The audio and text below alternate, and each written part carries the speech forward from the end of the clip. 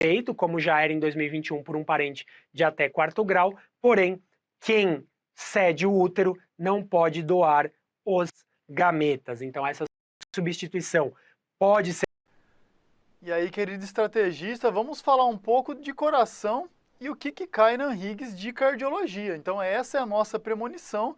Vou abordar aqui com você os principais temas que caem na prova e que caíram nos últimos anos. Então, olha só, anote aí o que mais cai na Higgs: insuficiência cardíaca, hipertensão arterial, parada cardiorrespiratória, que são situações de ACLS, e também eletrocardiograma, tá ok? Aqui na premonição eu vou falar de parada cardiorrespiratória e eletrocardiograma, e lá na hora da verdade e na revisão de véspera eu vou abordar os outros dois temas, beleza? Mas o foco principal nesse primeiro momento é PCR, então vamos falar situações de ACLS e já vou destacando o que caiu na ANHIG já. Esse slide tem muito conteúdo que já foi cobrado na prova, que é a abordagem do suporte básico de vida. Então o paciente tem um mal súbito, como que eu vou abordar esse paciente? Através do CABD, onde cada letrinha é um mnemônico e todas as fases de cada letrinha eu vou falar agora com vocês. O C, que é o primeiro. Eu vou fazer o quê quando o paciente tiver um mal súbito? Olha só, acompanha comigo. Eu vou ter que primeiro checar a segurança do local nessa ordem, tá bom? Nessa ordem. Depois eu checo a responsividade do paciente, chamo ajuda, checo o pulso e se o paciente não tiver pulso, ou seja, se tiver em parada cardiorrespiratória, aí eu vou iniciar as compressões torácicas. Depois que eu iniciei as compressões torácicas, eu vou abrir as vias aéreas e aplicar depois boas ventilações. E se for um ritmo chocável, a gente vai ver quais são, eu vou fazer uma desfibrilação precoce. E isso que já foi cobrado na Higgs, por isso que está destacado. Porque a desfibrilação precoce, ela aumenta a chance de sobrevida do paciente. Então, se você tiver um desfibrilador logo ali no início da ressuscitação cardiopulmonar, ele estiver disponível e for um ritmo chocável, não perca tempo e já choque o paciente, tá ok? Então essa é a abordagem do suporte básico de vida. E aqui esse quadro resume o que é uma ressuscitação cardiopulmonar de alta qualidade. Então eu vou destacar algumas coisas que podem ser cobradas. Primeiro, a respeito das compressões torácicas.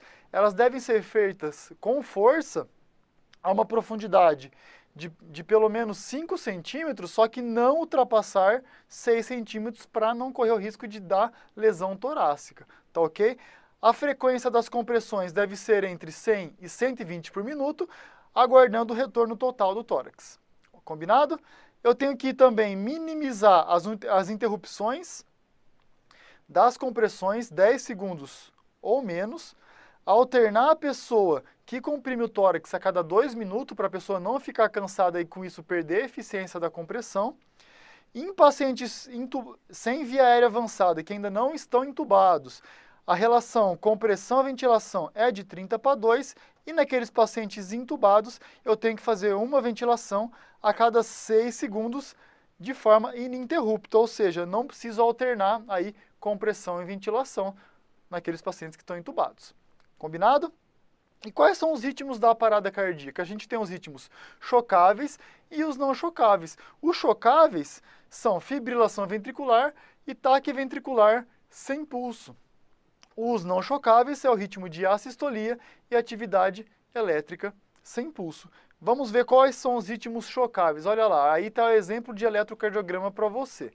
Fibrilação ventricular é um ritmo anárquico, não tem uma cronologia certa, você percebe que o traçado do eletrocardiograma é todo torto. A taquicardia ventricular sem pulso, ela pode ser monomórfica, que nem está aí ilustrado para você, ou seja, cada batimento tem a mesma morfologia, então o complexo QRS sempre fica com as mesmas morfologias, mas pode ocorrer também um ataque ventricular sem pulso polimórfica, onde as morfologias dos QRS são todas diferentes. E aí parece que tem uma torção da ponta do eletro. Então esse ritmo de ataque ventricular polimórfica também é chamado de torsade de Poix. E além da desfibrilação, o que você vai ter que oferecer para o seu paciente endovenoso? O sulfato de magnésio faz parte do tratamento, não esquecer do sulfato de magnésio para o torsade de Poix. Combinado? Lembrando que as medicações nos ritmos chocáveis são duas as principais. A adrenalina, que ela é administrada após o segundo choque, mas pode ser substituída pela vasopressina. E aqui tem um asterisco, por quê?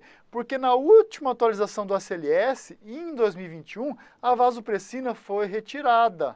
Apenas a adrenalina que está mantida. Mas eu trouxe ela aqui, caso a banca esteja desavisada, e jogue essa informação para você, tá ok? E a outra medicação que a gente usa com a maior frequência é a amiodarona, que ela é aplicada, ela é administrada de forma endovenosa após o terceiro choque, podendo ser substituída pela lidocaína. Tá ok? E qual é a carga do choque que eu vou aplicar no meu paciente? Lembrando que como o paciente está parado, está em parada cardiorrespiratória, eu tenho que desfibrilar. Também pode ser chamado de cardioversão elétrica não sincronizada. E aí a voltagem vai depender, a carga do choque vai depender do aparelho que está disponível para mim. Se o aparelho é monofásico, é a carga máxima sempre, tá? 360 joules. Se for bifásico, 200 joules. Uma forma fácil de você gravar, bi, lembra de 200 joules. O outro tipo de aparelho, que é o monofásico, só sobrou a opção de 360. Lembrando também que, olha só o que eu destaquei aqui para você. Depois que você desfibrilou o paciente, deu o choque, você não vai ficar olhando o monitor. Depois que você desfibrilou, imediatamente você vai fazer o quê? Retornar às compressões torácicas. Então, não namore o monitor depois do choque para ver que ritmo o paciente está. Retorne imediatamente às compressões. Não se esqueça que isso é uma informação importantíssima. E os ritmos não chocáveis são dois, como eu já tinha comentado, a sistolia e a atividade elétrica sem pulso. A sistolia é uma linha reta. E quando você tiver de um paciente com uma linha reta no eletrocardiograma, você tem que se certificar de que você não está fazendo uma cagada. Então faça o protocolo de linha reta. O que é a cagada? É um mnemônico: cabo, ganho e derivações. Então você vai checar se os cabos estão todos conectados, aumentar o ganho do seu aparelho e mudar as derivações ali, as pás, para ver se você consegue pegar algum ritmo que não a sistolia. Daí o paciente entra em outro ritmo de parada. E atividade elétrica sem pulso, como que ela é? É um ritmo elétrico organizado, que pode ser um ritmo sinusal, como esse exemplo aqui, mas na hora que você vai checar o pulso, o paciente não tem pulso. Tá? Pode também ser um ritmo onde o QRS é alargado, mas ele é sempre organizado, mas não tem pulso. Tá ok? Atividade elétrica sem pulso. E só existe uma medicação nessa situação, que é a adrenalina, que deve ser feita e administrada o mais rápido possível. Não é igual no ritmo chocável, onde eu espero o segundo choque para depois da adrenalina.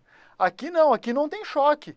E se a adrenalina estiver disponível, você vai fazer o mais rápido possível.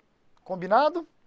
O que pode ser cobrado também de parada cardiorrespiratória? A capnografia, isso é um assunto que pouca gente acerta. Olha só, o que é importante você saber de capnografia?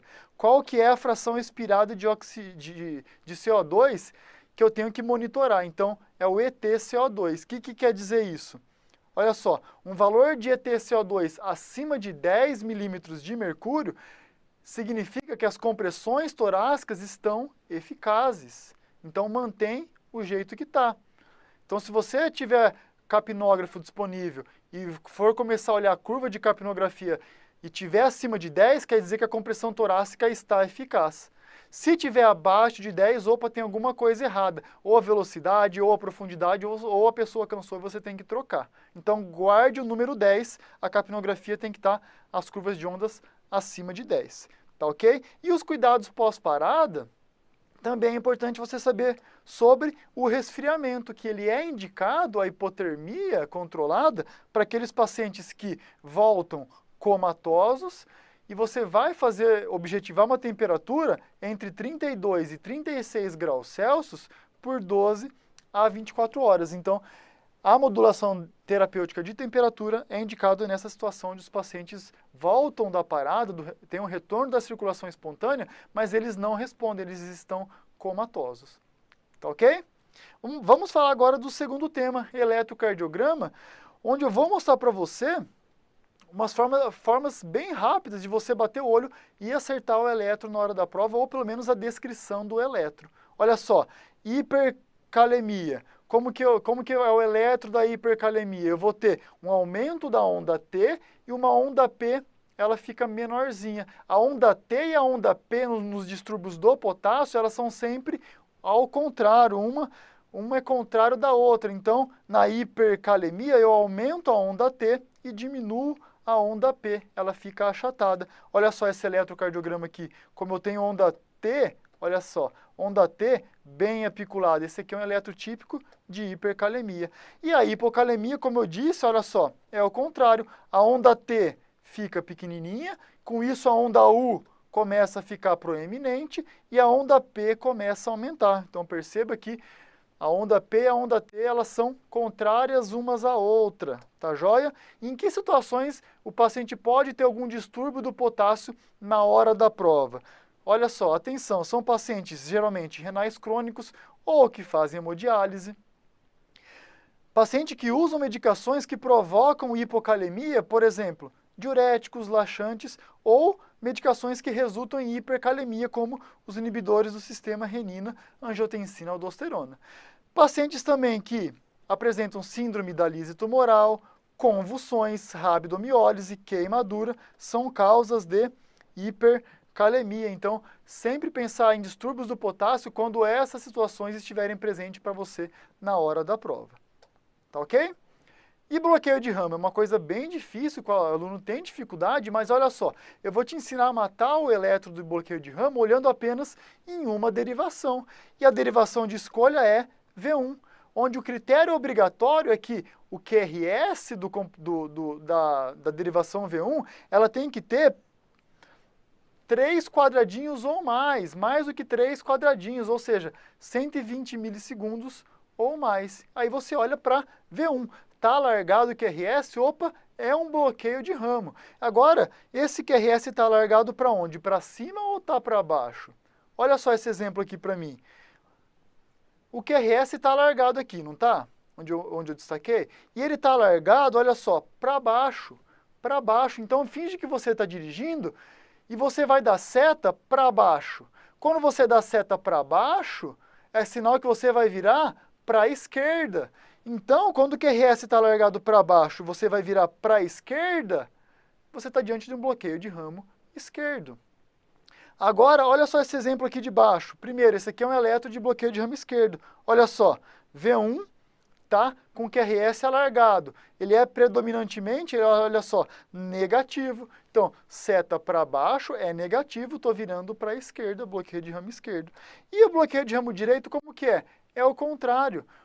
O QRS vai estar alargado, porém predominantemente, olha só, positivo, com aquele padrão RS, R', parece ali uma orelhinha de coelho. Então, se você está dirigindo e vai jogar a seta para cima, porque o QRS é predominantemente positivo, quer dizer que você vai virar para a direita. Então, você virou para a direita, é bloqueio de ramo direito, olhando apenas em V1. Olha só, V1 com QRS alargado e predominantemente positivo, bloqueio de ramo direito.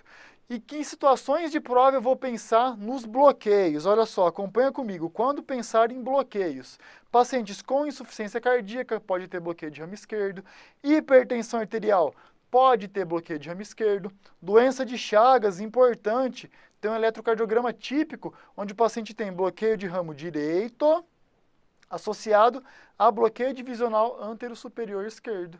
Infarto agudo do miocárdio, pode estar presente o BRE, bloqueio de ramo esquerdo, e após correção de cardiopatia congênita, ou seja, a tetralogia de Fallot, que é a mais comum, o BRD pode estar presente. Tá joia? Outro tipo de eletro importante para você memorizar para a prova são as sobrecargas. Lembra que quando o ventrículo esquerdo está se despolarizando, eu tenho uma resultante ali, uma seta no meu coração? Agora, imagina, se o ventrículo direito, a massa do ventrículo esquerdo ela é maior do que a do ventrículo direito, então essa resultante fica para o lado esquerdo. Agora, se o ventrículo direito meu estiver com a espessura aumentada, com a musculatura aumentada, tiver hipertrofiado, essa seta da direita, ela vai ser jogada, essa seta, perdão, da esquerda, ela vai para a direita. E com isso tem mudança do padrão eletrocardiográfico nas derivações precordiais de V1 a V6. O que vai acontecer? Na derivação V1, vai ficar muito mais positivo. E em V6 vai ficar negativo. É o contrário do padrão normal, porque mudou completamente a despolarização ventricular. Olha só, um eletro de sobrecarga de ventrículo direito. Olha só, o que vai estar presente? Uma onda R, essa onda positiva aqui, maior do que 6 milímetros. E em V6, olha só, tem uma onda negativa bem grandona que não deveria estar aqui. E na sobrecarga de ventrículo esquerdo, a resultante vai estar aonde ela deveria. Só que como a massa ventricular está muito aumentada, a voltagem do QRS também vai estar grandona. Olha só, vai estar muito maior do que o normal. Olha só o tamanho desse QRS aqui. Está bem maior do que o habitual, assim como o QRS em V5 e em V6. Você pode aplicar alguns critérios de sobrecarga de ventrículo esquerdo, e os mais conhecidos é o de Sokolov-Lyon e o de Cornell, onde você vai somando o tamanho do QRS em determinadas derivações e ver o resultado. Se for maior do que aquilo, quer dizer que tem sobrecarga de ventrículo esquerdo. Tá ok? E quando que eu vou pensar em sobrecarga ventricular na hora da prova? O que a banca vai te dar de dica? Olha só, o paciente pode ser um valvopata, então questões que envolvem valvopatias, atenção, estenose aórtica, estenose da válvula aórtica ou pulmonar e também insuficiências. Lembrando que se eu tiver uma estenose aórtica, a sobrecarga vai estar do lado esquerdo. Se for pulmonar, vai estar do lado direito. Então, atenção com a válvula que está acometida para saber que ventrículo está acometido. Tá? Não come essa bola, não. Hipertensão arterial resulta normalmente numa sobrecarga de ventrículo esquerdo. Insuficiência cardíaca, também sobrecarga de ventrículo esquerdo. E o corpo pulmonar, paciente com DPOC, aí eu tenho aumento das câmaras direita, sobrecarga ventricular direita. Assim como pacientes com hipertensão pulmonar, eu sobrecarrego mais o ventrículo direito e no eletrocardiograma o que vai estar alterado, que vai estar presente aquele padrão de sobrecarga de VD. Tá ok? Então é isso. Acabei aqui a premonição da Higgs. Espero que você tenha gostado. Um abraço e boa prova. Olá, meu querido aluno, minha querida aluna, seja muito bem-vinda a mais um evento, premonição para a prova da ANHIGS. A partir de agora, a gente vai falar de gastroenterologia, muita gastro. E antes de eu começar a falar de gastro, vou pedir para você curtir esse vídeo e se inscrever no nosso canal, para que você esteja sempre aí atento aos nossos próximos eventos. Vou me apresentar, para quem não me conhece, eu sou a professora Isabela Parente, junto com o professor Hélio Castro. Nós compomos o time da Gastro aqui do Estratégia Média. Essas são as nossas redes sociais. Qualquer dúvida, só nos procurar, que a gente vai ter o maior prazer de conversar com vocês. Quando eu falo de ANHIGS e gastro, pessoal, a gente tem um caso de amor. A ANHIGS, ela adora cobrar questões de gastro. Então, todos esses temas aqui já caíram na prova da ANHIGS. Mas hoje, nesse evento, eu vou revisar 2 temas importantíssimos com vocês, que é a doença do refluxo e hemorragia digestiva alta. A gente não tem tempo a perder. Vem comigo que a partir de agora o foco é total na gastro. Vou começar falando de doença do refluxo. E quando eu falo de doença do refluxo, é muito importante que eu saiba o conceito dessa doença. Então, pessoal, a doença do refluxo, ela ocorre quando o refluxo do conteúdo gástrico, ele provoca sintomas incomodativos e ou complicações. Lembrando que a maioria dos refluxos, 80% a 90% dos refluxos, são ácidos. Mas em 10% a 20% nós temos um refluxo não ácido, certo? Em relação à fisiopatologia da doença, como é que acontece, professora? Observe essa imagem, pessoal.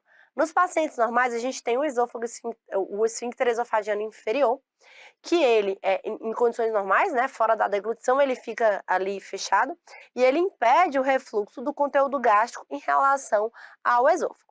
Nos pacientes com doença do refluxo, o ponto central na fisiopatologia dessa doença é um relaxamento transitório do esfíncter esofagiano inferior. Então, esse esfíncter, ele relaxa de forma transitória, e esse relaxamento faz com que permite que esse conteúdo gástrico ele vai em direção ao esôfago e provoca esses sintomas incomodativos. E quais são os fatores de risco para a doença do refluxo?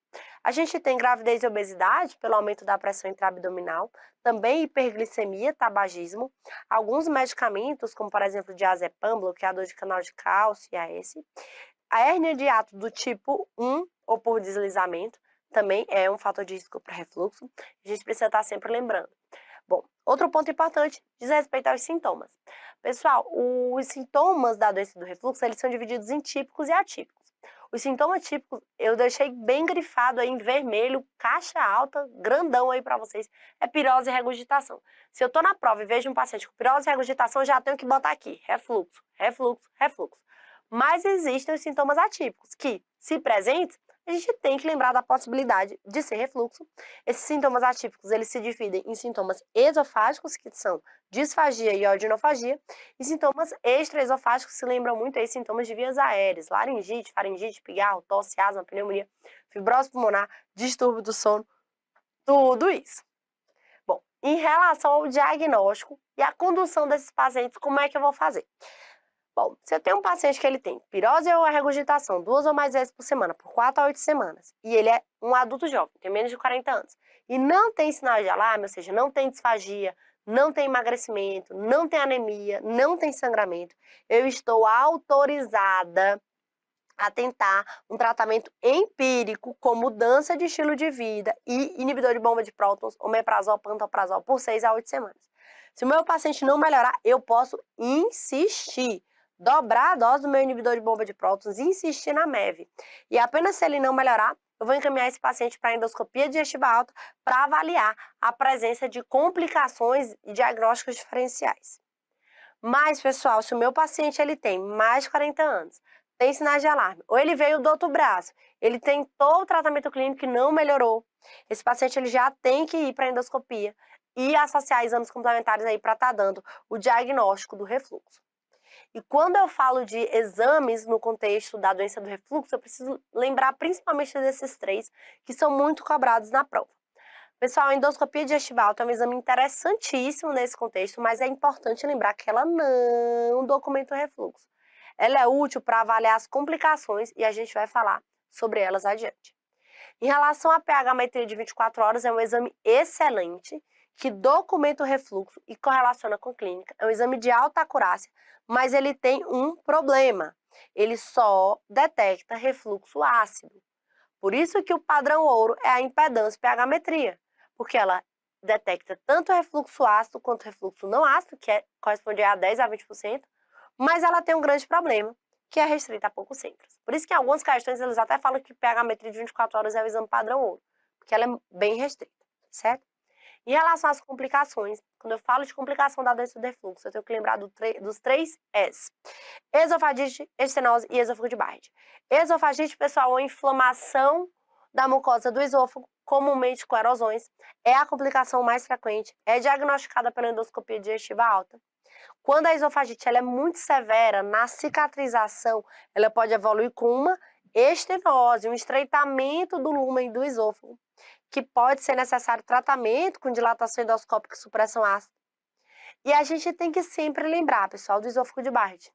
O esôfago de Barrett, ele ocorre pela substituição do epitélio original do esôfago, que é do tipo escamoso, por um epitélio colunar intestinal, um epitélio glandular, com a presença dessas células, que são as células caliciformes, no exame histopatológico, certo? Quando isso acontece, a gente tem o chamado esôfago de Barrett. E ele tem um grande risco de evoluir para um câncer de esôfago do tipo adenocarcinoma. Então, a gente precisa ficar muito atento a essa complicação. Em relação ao tratamento da doença do refluxo, pessoal, a gente vai ter aí, desde medidas comportamentais, em que eu vou estimular o paciente a perder peso, parar de beber e de fumar, adotar uma dieta adequada, usar a cabeceira elevada, não deitar imediatamente depois da alimentação, até supressão ácida com inibidor de bomba de prótons, omeprazol, pantoprazol, e em alguns casos, pessoal, está indicada a cirurgia. Principal técnica é a fundoplicatura a Nissen. E quais são as indicações? No caso de falha do tratamento clínico, desejo do paciente, má aderência ou intolerância ao tratamento clínico, refluxo patológico que gera sintomas respiratórios crônicos, na presença de esofagite grave, aí, esofagite C e D, na presença de esôfago de Barrett com sintomas refratários, está indicado essa cirurgia. Olha essa questão, pessoal. Questão aí agora já está fácil. Falando da fundoplicatura para tratamento da doença do refluxo, e ela quer saber desses procedimentos, qual é o mais usado? Acabei de falar, isso caiu na prova da Higgs, é a fundoplicatura Anissen, alternativa A, era o gabarito dessa questão, perfeito? Agora eu vou falar para vocês de hemorragia digestiva alta. A hemorragia digestiva alta, pessoal, a gente classifica, né, a hemorragia digestiva em alta ou baixa de acordo com o marco anatômico, que é esse marquinho anatômico aqui, que é a divisão do duodeno com jejum, certo? E, pessoal, a gente chama a hemorragia digestiva alta, a gente tem aí no doente com hemorragia digestiva alta uma sintomatologia que é o quê? O que vai apresentar diante de uma questão de prova? Como é que eu vou ver que eu desconfiar que uma paciente tem hemorragia digestiva alta? Na presença de hematêmese, de vômitos com sangue, e de melena, de sangue digerido ali nas fezes, certo? Bom, pessoal, e aí eu preciso lembrar quais são as causas de hemorragia digestiva alta, né? Então chega o meu paciente com hematêmese, com melena. Bom, em 15% dos casos a etiologia é varicose, em 85% dos casos, ou seja, na maioria dos casos, é uma etiologia não varicosa. Em 75% dos casos, ela é causada pela doença ulcerosa péptica, então essa é a grande causadora de hemorragia digestiva alta. Também nós temos a síndrome de Mallory-Weiss, aquele paciente que vomita e depois sangra. Nós temos as ites, esofagite, gastrite, duodenite. Temos as causas vasculares e temos as neoplasias. Lembrar, pessoal, que a úlcera duodenal sangra mais. E sangra mais pela presença aqui dessa artériazinha, que é a artéria gastroduodenal aí na parede posterior do bulbo, certo? O que cai muito na prova, pessoal? Manejo. Manejo da hemorragia digestiva alta. E, pessoal, esse manejo ele vai depender da etiologia, se não varicosa ou varicose. Então, começando a falar aqui da hemorragia digestiva alta não varicosa, como é que eu vou abordar esse paciente? Então, o paciente chegou com hematêmese, com melena lá no meu plantão.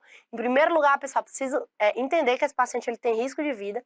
Então, eu vou avaliar via aérea e volemia, vou fazer reposição com cristalóides e vou iniciar meu tratamento farmacológico inibidor de bomba de prótons.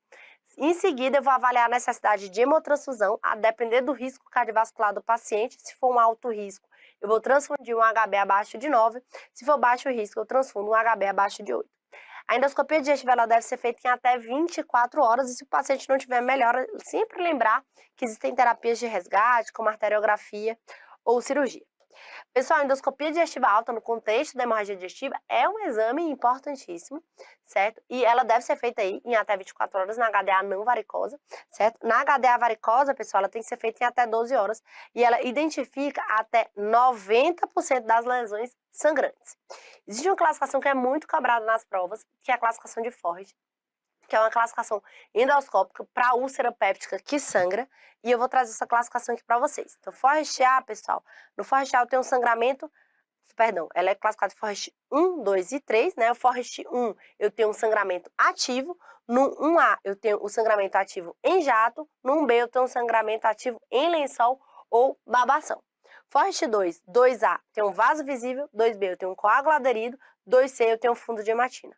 No Forrest 3, eu tenho uma úlcera com fundo limpo.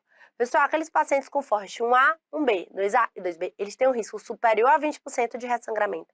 E esses pacientes, eles têm que ser tratados endoscopicamente com combinação de duas técnicas que podem ser escleroterapia, hemostasia térmica, aí, fazendo a cauterização, né, da lesão sangrante, e hemostasia mecânica, aí, usando clips, certo? Então, sempre combinar duas técnicas nesse contexto. Professora, e se a hemorragia digestiva alta ela for varicosa? Pessoal, geralmente quando a gente está diante de um caso de HDA varicosa, vamos falar que o paciente é cirrótico, ou vamos falar que o paciente é eretilista de longa data, ou vamos dizer que o paciente tem ascite, que o paciente tem telangiectasia, que o paciente tem ginecomastia, aí você já desconfia, deve ser um paciente cirrótico, chegou sangrando, deve ser um HDA aí varicosa. Manejo inicial, pessoal, é igual para todo mundo, porque eu tenho que, na verdade, garantir a via aérea, a volemia desse paciente, repor cristalóide, então é igual. Mas a gente tem aqui as nuances que já começam a diferenciar. No caso da HDA varicosa, eu tenho que associar um vasoconstrictor esplâncnico, como terlipressina, octreotidil, somatostatina, e uma profilaxia para peritonite bacteriana espontânea com ceftriaxona ou quinolona. Hemotransfusão também tem que ser avaliada, lembrar que o ponto de corte para o paciente cirrótico é um HB de 7. A endoscopia, ela deve ser feita em até 12 horas, certo? Se o meu paciente ele sangra de uma variz de esôfago, lembrar que eu vou tratar com ligadura ou esclerose. Se for uma variz de fundo graxo, vou tratar aqui com cianoacrilato.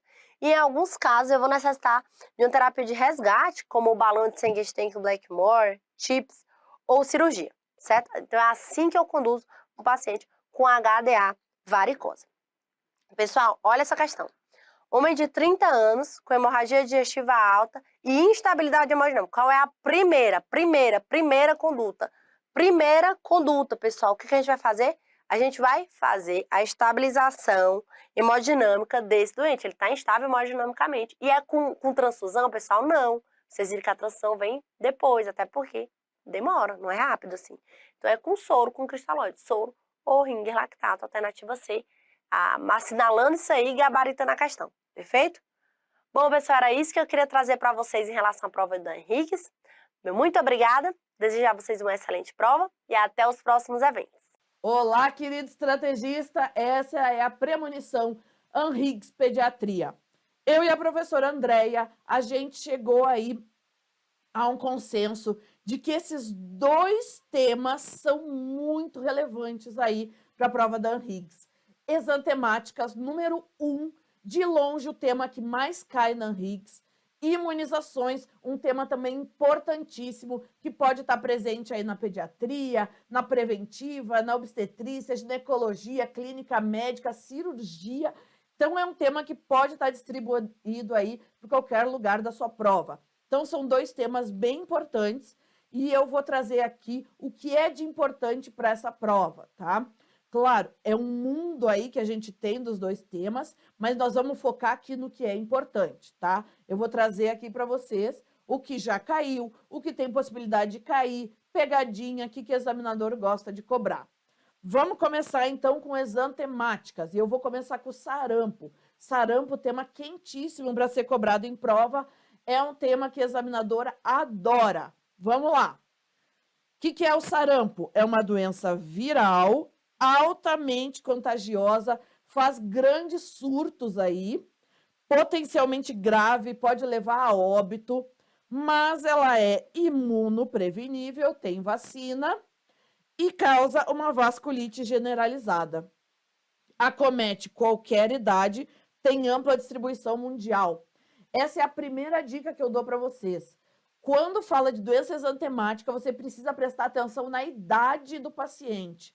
Porque aqui o sarampo, eles costumam colocar aí um adolescente, um adulto jovem, então não pode ser que não esteja só na pediatria, tá?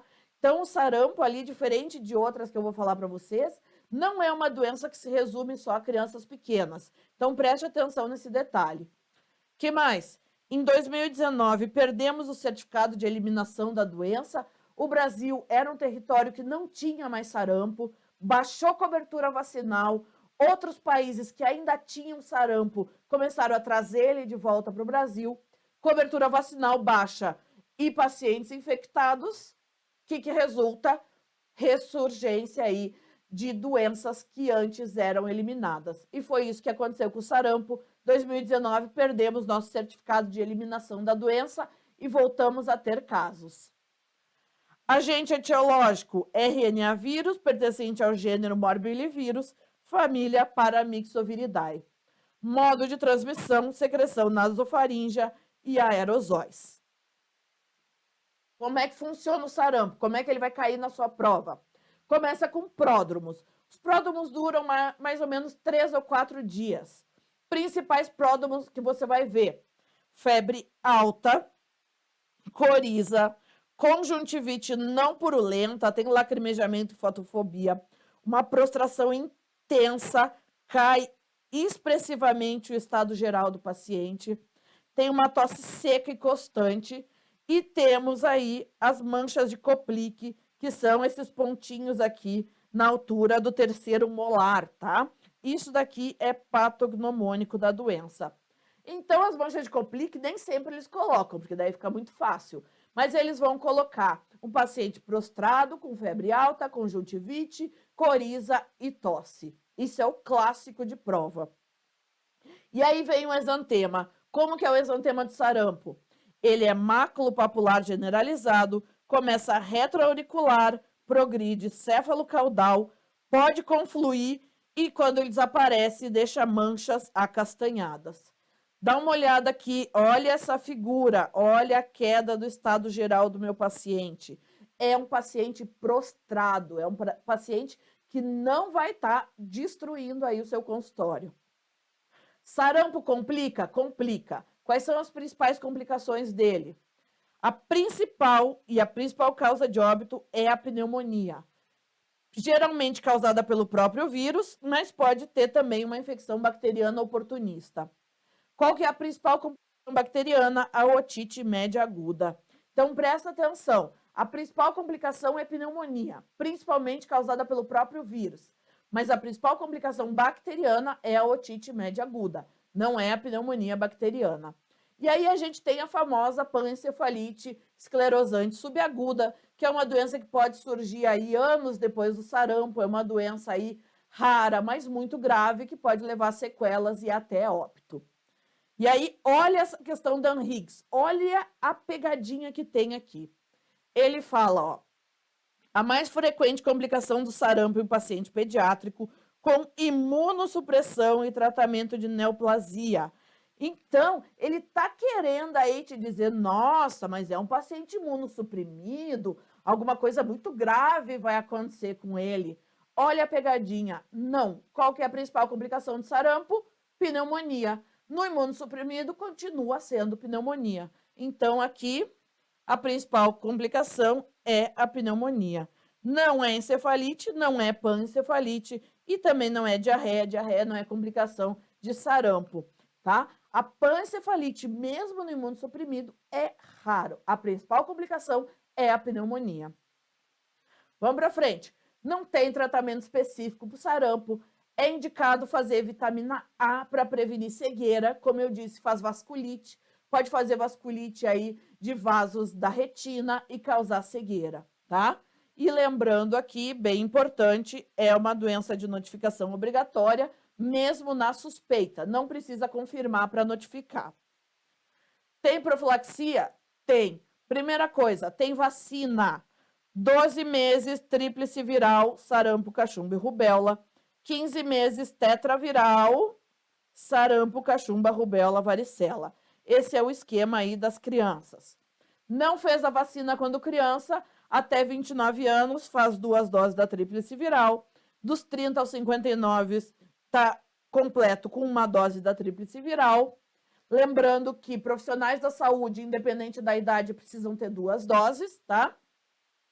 E também tem a famosa dose 0, que é aquela dose dos 6 aos 12 meses para controlar surto e que não substitui a dose do esquema. Faz a dose 0 e faz normalmente calendário vacinal. Tem profilaxia pós-exposição também. Vamos pensar no racional. O sarampo, a vacina tríplice viral, é uma vacina viva atenuada. Se é viva atenuada, eu não posso fazer para imunodeprimido nem gestante. Se eu não faço para esse grupo recebe imunoglobulina. Quem mais recebe imunoglobulina? Os menores de 6 meses, porque essa vacina ela é indicada acima de 6 meses. Então, olha só, vacina pós-exposição eu faço para maior de 6 meses, imunocompetente e até 72 horas após exposição. Imunoglobulina eu faço para menor de 6 meses, imunodeprimido e gestante, tempo até 6 dias após exposição, certo? Vamos fixar aqui o conhecimento do sarampo com uma questão da Higgs. Olha só, sobre sarampo, o que está correto? Está indicada a primeira dose aos 12 meses, tríplice viral, ok. E a segunda dose aos 15 meses, tetraviral, ok também. Sendo que com as doses completas, a proteção é para toda a vida. Correto, é uma vacina que não precisa de reforço. 2. O sarampo é uma doença grave que pode deixar sequela por toda a vida ou causar óbito. Correto também, é uma doença aí extremamente grave. 3. Pode ocorrer complicações de gestantes, como apresentar parto prematuro e bebê com baixo peso. Até aqui tá certo, tá? Se pegar na gestação, tem risco para o bebê. Mas depois ele fala, estando indicada a vacinação durante a gravidez. Aqui está incorreto. Tríplice viral é uma vacina aí viva, atenuada, gestante não pode tomar. Então, estariam corretas aqui a 1 e a 2. Vamos trocar de doença. Exantema súbito. Exantema súbito, o que que é? Também é uma doença viral, também chamada de roséola infantil ou sexta doença. É uma doença infecciosa viral, olha aqui, ó, característica de criança entre 6 meses e 6 anos, predominando em menores de 2 anos. Lembra que eu falei? Presta atenção no enunciado. O sarampo podia ser a criança grande, o adolescente, aqui não. Aqui geralmente é uma criança pequena, ali entre os 6 meses e 2 anos, tá? Porque geralmente depois dos 2 anos todo mundo aí já pegou, já é imune. Quem causa herpes vírus humano, 6 e 7. Pródromo da doença. A criança começa com uma febre alta e contínua, que dura 3 a 4 dias, sem toxemia. A criança tem um bom estado geral, mas pode ocorrer convulsão febril. Além disso, ela pode ter hiperemia de orofaringe, pálpebra, membrana timpânica. Então, presta atenção, qual que é o quadro clássico? É aquela criança que vai fazendo febre, febre, febre, pode fazer convulsão pela febre, porque a febre é realmente alta, mas a criança está joinha, está em bom estado geral. Vai no pronto atendimento, o médico olha, tá só a gargantinha tá vermelhinha, membrana timpânica tá vermelhinha. A gente sabe que só tá vermelhinho não significa infecção. Então o médico olha lá, não acha nada na criança, nada. A criança tá jóia, pode ter a convulsão, mas ela tá bonitinha. E aí o que que acontece? A hora que a febre cessa, aparece o exantema. Então, quadro classiquíssimo. Criança faz febre, febre, febre, febre, parou a febre, chegou o exantema. Como que é esse exantema? Maculopapular róseo, começa no tronco e dissemina para membros, de curta duração, assim como ele vem, ele vai embora, é rápido, some sem deixar marca. Foca aqui na carinha da criança, olha como ela tá bonitinha, olha como ela tá feliz, não tem queda de estado geral. Tratamento com sintomático, não tem vacina, não tem imunoglobulina e não precisa notificar obrigatoriamente. Olha a questão, olha como é clássico. O que que eu tenho aqui? Um lactente de 10 meses, já prestamos atenção aqui na idade da minha criança. História, febre há 3 dias.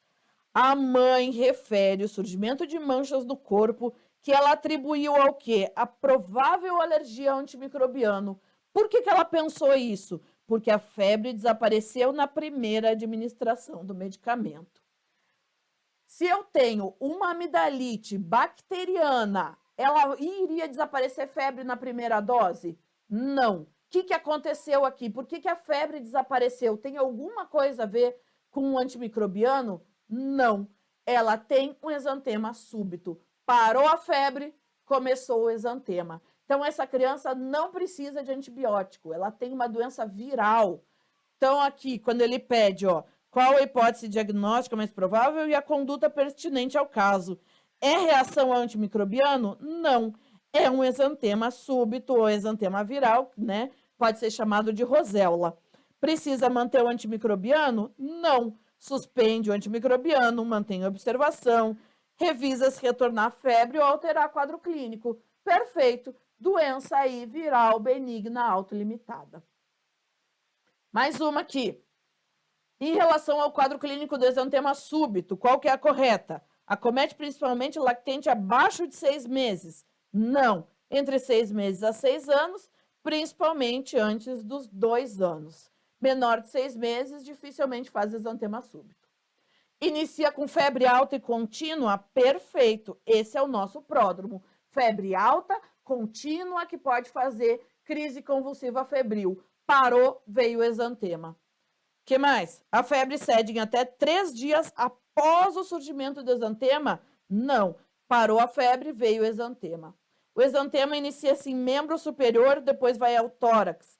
Não, é do tronco para os membros.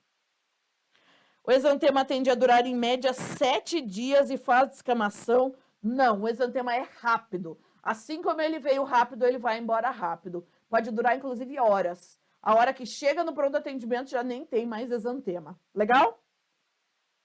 Mais uma doença, eritema infeccioso. Eritema infeccioso, também chamado de parvovirose ou quinta doença.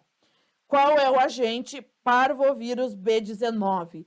E o alvo é a linha eritroide. Olha aqui, grava essa figura aqui. O parvovírus lisando hemácia. Ele gosta de destruir hemácia. Então, ele vai lá e começa a lisar. Ó. Lisei toda a linha eritroide, tá? Geralmente não tem pródromo e a primeira manifestação é o exantema. Como que é o exantema? O exantema aqui é bem característico. É um máculo papular avermelhado que no rosto atinge a região das bochechas e faz essa face esbofeteada, também chamada de asa de borboleta. Já o tronco e o membro, ele faz um aspecto rendilhado. Então tem essa diferença. No rosto tá aqui região malar bem vermelha e o tronco tá todo rendilhado. Outra característica desse exantema, a criança já está bem, já curou, já não tem mais exantema. Foi jogar um futebol, voltou a pintar o corpo. Ele pode recidivar em situações aí de exercício físico, calor, frio, estresse, tá? Então é o exantema que pode voltar. O problema do eritema infeccioso é quem já tem problema aí na série vermelha. Por exemplo, um paciente com anemia crônica. O paciente com anemia crônica pode lisar tanto a hemácia e ele fazer uma crise aplástica transitória, precisando, inclusive, de transfusão. Quem mais é perigoso? Imunocomprometido, que pode fazer uma anemia crônica, né? Não consegue combater a infecção e aí vai lisando a hemácia até fazer anemia crônica. Junto com isso, pode fazer uma supressão de medula óssea, causando neutropenia e trombocitopenia. Grávida também é perigoso. Geralmente, grávida termina em aborto, óbito fetal, anemia fetal ou hidropsia. Geralmente, se a grávida pega parvo, durante a gravidez o bebê não nasce vivo, tá bom? Tratamento sintomático. Não tem nada específico, tá? Porém, pode ser necessária a transfusão, como a gente viu. Não tem vacina, não tem imunoglobulina e não é uma doença de notificação obrigatória. Vamos para a próxima. Varicela, famosa catapora. Quem é o agente? Vírus varicela zoster. Então, olha só, faz o famoso exantema pruriginoso polimórfico. Então, você vai olhar essa criança, ela vai ter lesões em mácula, em pápula, em crosta, em vesícula, porque vai fazendo em surtos. Começou ali na mácula, vai para a pápula, vai para a crosta. Então, em surtos elas vão vindo. Quando o primeiro surto já estiver lá na crosta, está surgindo outro que vai começar na mácula e na pápula. Então, eu olhei ali, a criança tem lesões em vários estágios de evolução, tá? Não poupa mucosa e couro cabeludo, isso é uma coisa bem importante aqui para a gente diferenciar de outras doenças, tá? Dá em tudo, a criança fica toda pintada. Pode complicar com infecção cutânea, olha aqui, isso é uma infecção cutânea aqui. Inclusive, a criança está internada para usar antibiótico endovenoso, porque foi uma infecção extremamente grave, tá? Essa foto é minha. Pode fazer doença disseminada em imunodeprimidos. Pode fazer a síndrome de Ryan em quem usa AAS. Ácido acetil salicílico e varicela não combina. Pode fazer essa síndrome de Ryan, que é uma encefalopatia grave, tá? Então, suspeitou de varicela, não faz aí ácido acetil salicílico. Se é um usuário crônico aí, tem que ficar de olho, suspende esse ácido acetil salicílico. E pode fazer herpes zoster também, principalmente nas idades mais avançadas. É uma doença imunoprevenível, 15 meses na tetraviral e 4 meses na varicela isolada. Tem tratamento para alguns casos. Quem que usa ciclovir? Todos os maiores de 12 anos, então adolescentes, adultos usam a ciclovir. E criança maior de 2 meses, se ela tiver doença cutânea crônica, doença pulmonar crônica, neuropata crônico, uso crônico de corticosteroide, mesmo aerosol, usuário de salicilato, né? Já falamos aqui da síndrome de Reye. E se for imunocomprometido ou doença disseminada, usa o aciclovir internado de forma endovenosa. Além da profilaxia com a vacina, tem aí a profilaxia pós-exposição, um pouquinho mais chatinha do que a do sarampo, mas vamos lá. Mesmo racional de sarampo, a vacina é viva atenuada, está licenciada acima de 9 meses. Então, quem que vai tomar vacina? O paciente maior de 9 meses, imunocompetente. Tempo aí para tomar vacina, 3 a 5 dias após exposição. Quem vai fazer imunoglobulina? Já sabemos que os imunodeprimidos e as gestantes. Agora, presta atenção aqui.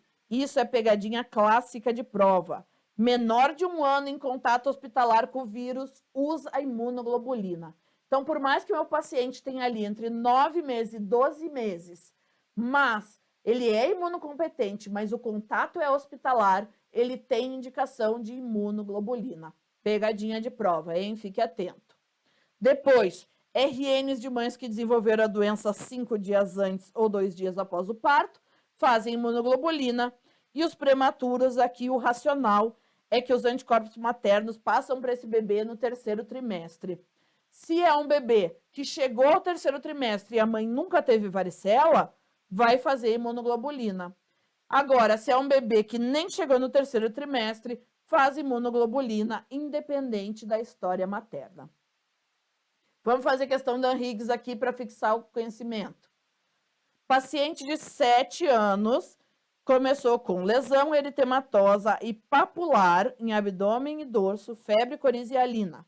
Após 3 dias, começou a difundir para todo o corpo e começou a surgir o quê? Vesícula e crosta. Nessa fase, a febre era persistente, começou com tosse e vômito. Então, o que a criança tem aqui? Pápula, vesícula, crosta. Exantema polimórfico. Exantema polimórfico é característica de varicela.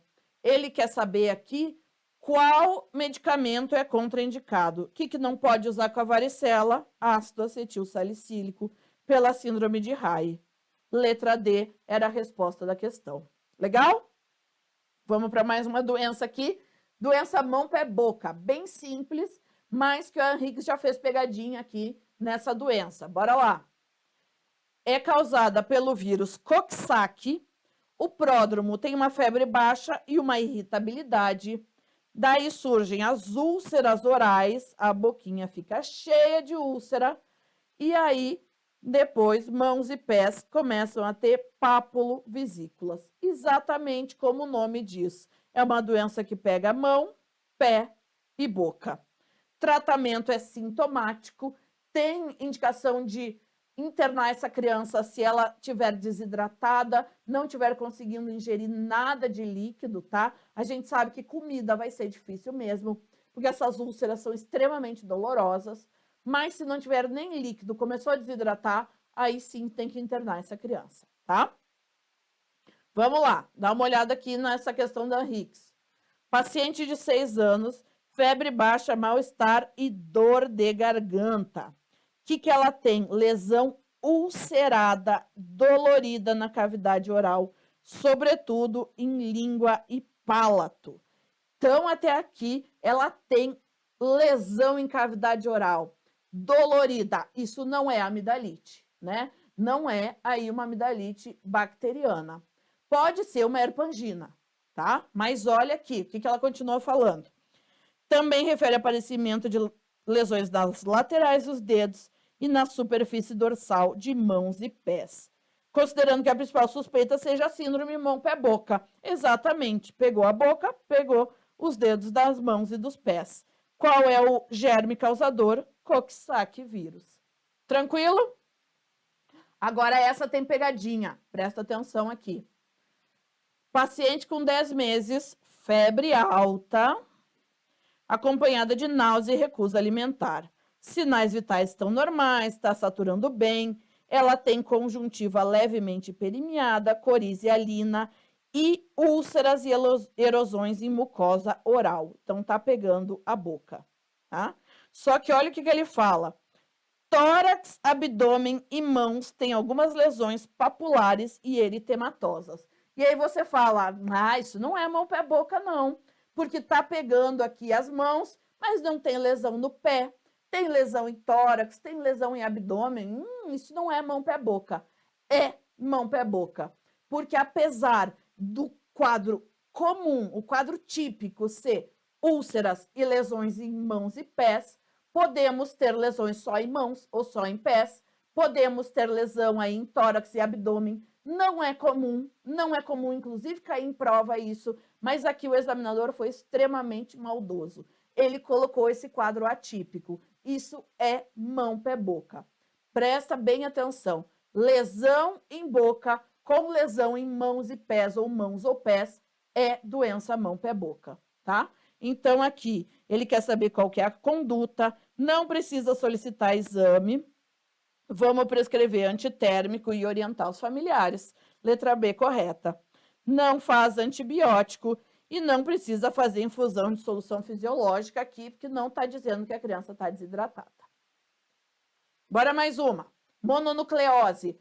Qual criança vai aparecer com mononucleose? Criança velha, adolescente. Mononucleose não é doença de criança pequena. Quem causa? Epstein-Barr vírus. Adolescentes, geralmente, é o que cai na sua prova. Começa ali com febre, dor de garganta, hepatosplenomegalia, linfonodomegalia e depois faz um exantema maculopapular que pode exacerbar depois do antibiótico. Então, o quadro clássico, a criança está lá, tem linfonodomegalia, tem febre, tem uma amidalite, é amidalite bacteriana. Começa o antibiótico, pintou todo o corpo, tá? Não é alergia ao antibiótico, isso é mononucleose. Mononucleose pode causar linfoma de Burkitt, porque tem relação com Epstein-Barr vírus. Aqui que caíram só como diagnóstico diferencial, rubéola, causado pelo togavírus, tem pródromos leves, artralgia, exantema maculopapular róseo e a síndrome da rubéola congênita quando pega em gestante.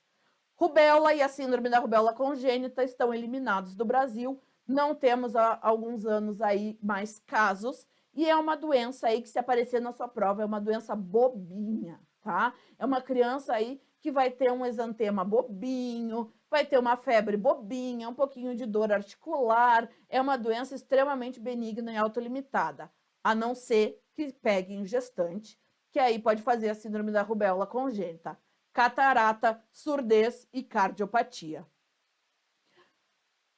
Então, aqui, que é a escarlatina, que é uma doença bacteriana, causada pelo estrepto hemolítico do grupo A, o Streptopiógenes.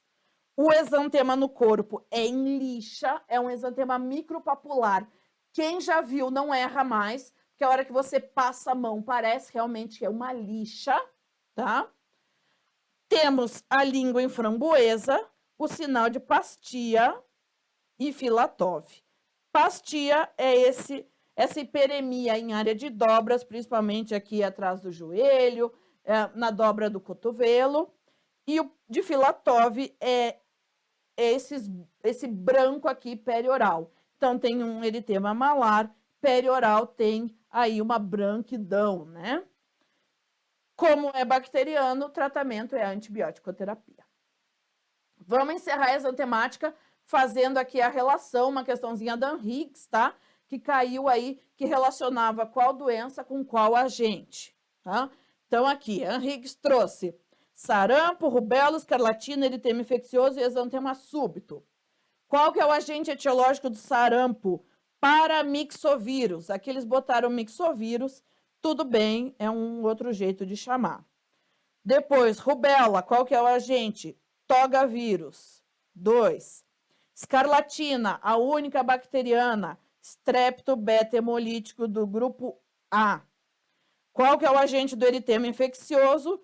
É o parvovírus e do exantema súbito, o herpes 6 ou 7.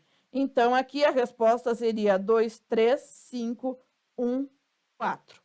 bem tranquilo. Na Higgs não costuma ser questões aí de exantemáticas muito difíceis. Tem algumas pegadinhas, como a gente viu da mão, pé, boca, tá? Mas se você souber aqui o que é importante das doenças, você consegue resolver tranquilamente aí as questões de prova.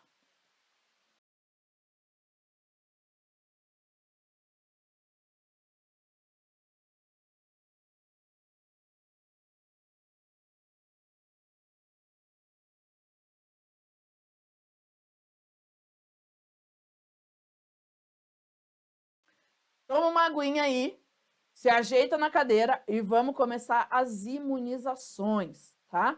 Imunizações aí, como eu falei, importantíssimo, pode estar em qualquer lugar da prova. Vamos começar. Primeira coisa que eu preciso saber, não dá para ir para a prova sem saber, é a divisão aí das vacinas. A gente tem dois tipos de vacina.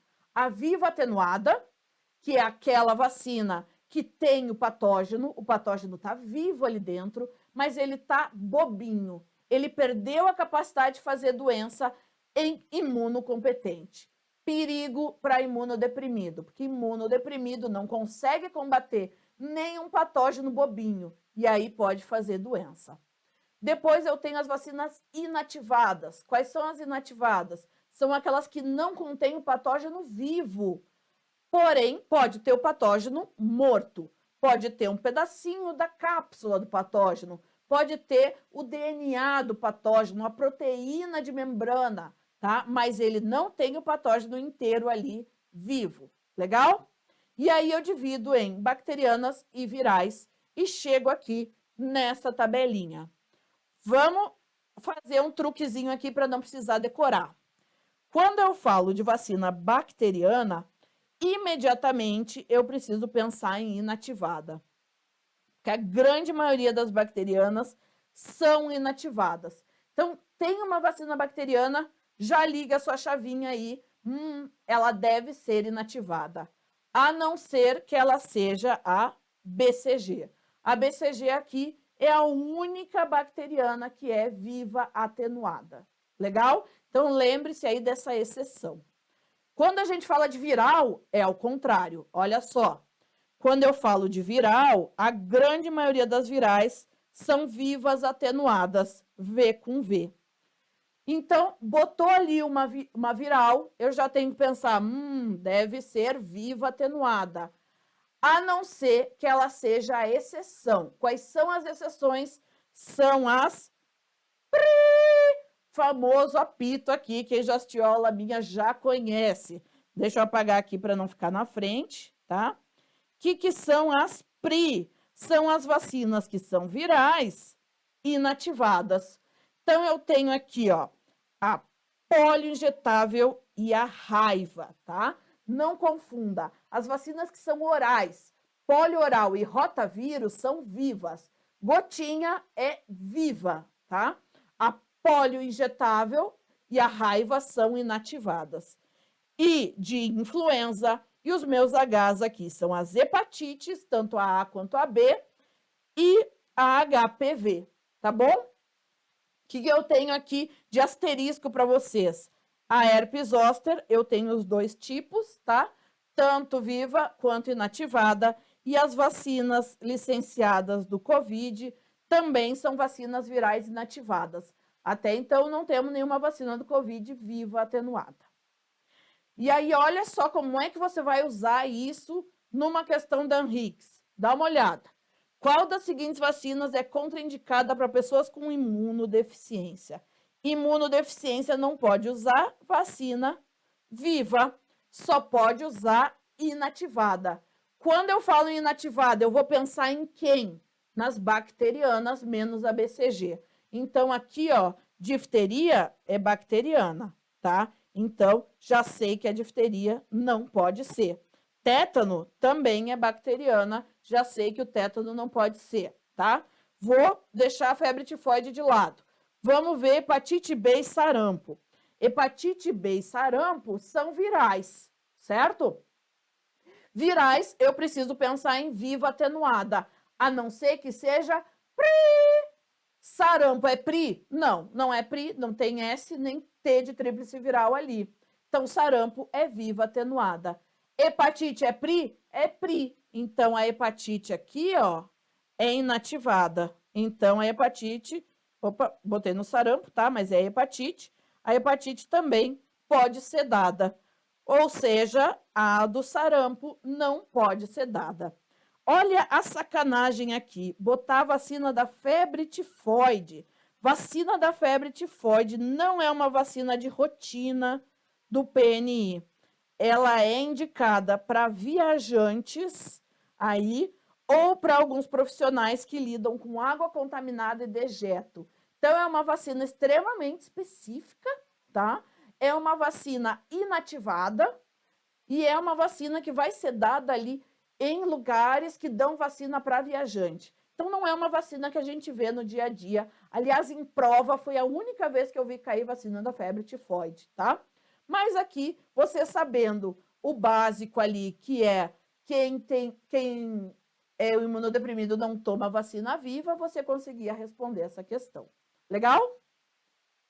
Outro conceito que eu acho legal trabalhar com vocês é a imunidade de rebanho. O que é imunidade de rebanho? Vamos entender de uma vez por todas. Eu tenho aqui um escudo de proteção para essa pessoa. Quem é essa pessoa? É a pessoa que não se vacinou. Por que ela não vacinou? Porque é um imunodeprimido e não pode tomar uma vacina viva, porque é uma gestante, porque é uma criança que ainda não chegou até a idade de tomar vacina. Por algum motivo, ela não se vacinou. Então, eu vou vacinar todo mundo que está na volta dela. Quem é esse todo mundo? É a mãe dela, é o pai, é o irmão, é o vizinho, é o colega de trabalho, é o colega de escola. É todo mundo que está em volta dessa pessoa. Vacinando esse pessoal em volta, a hora que o agente chega, o agente bate e vai embora, porque o escudo está vacinado. Se o escudo está vacinado, ele não vai ser fonte de infecção para aquela pessoa não vacinada. Agora, presta atenção em pegadinha de prova. Isso serve para doenças de transmissão interpessoal. Não serve, por exemplo, para um tétano, porque o tétano eu pego aqui de superfície, né? Então, não adianta nada, eu nunca vou conseguir fazer imunidade de rebanho com tétano. Agora, doenças interpessoais, por exemplo, coqueluche, funciona super bem, tá bom? Vamos lá, contraindicações de vacinas. Quais são as contraindicações absolutas? Pouquíssimas. Anafilaxia, dose prévia, tomei uma dose da vacina, fiz um quadro anafilático, ou tenho uma alergia grave, já conhecida algum dos componentes. Essas são as contraindicações absolutas. Quais são as contraindicações para as vacinas vivas atenuadas? Já vimos imunodeprimidos e gestantes. Agora, a situação de adiamento, doença febril aguda grave. E eu adoro isso daqui, porque se você me pergunta, ai, professora, mas o que é doença febril aguda grave? Não sei, não faço a menor ideia. Não está escrito em lugar nenhum. Qual que é o critério de ser uma doença febril aguda grave? Não sei. Mas vamos para a clínica, vamos para a prova. O que a prova coloca quando ela quer que você não vacine? Criança prostrada, criança com febrão, criança que está internada, né? É uma criança grave. Não é uma criança que está com uma IVAS, que está aí com 37,8, 38, botando seu consultório abaixo, tá? Então, vamos pelo bom senso, tá bom? Agora, eu tenho as falsas contraindicações que o examinador coloca lá para tentar te confundir.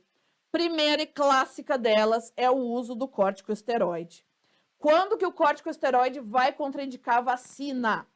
Vai contraindicar a vacina viva quando a dose for imunossupressora, porque daí meu paciente se torna um imunossuprimido. Lembrando que corticoide inalatório e tópico não impede essa vacinação. Qual é a dose imunossupressora? Maior ou igual aqui a 2 mg quilo dia ou 20 mg ao dia de prednisona ou equivalente por 14 dias ou mais. Então, é uma dose alta por um tempo prolongado. Não é dose baixinha e nem um tempo curto aí. Por exemplo, uma criança que fez um quadro de crise de asma, usou 5 dias aí de uma prednisolona, isso não vai contraindicar a vacinação.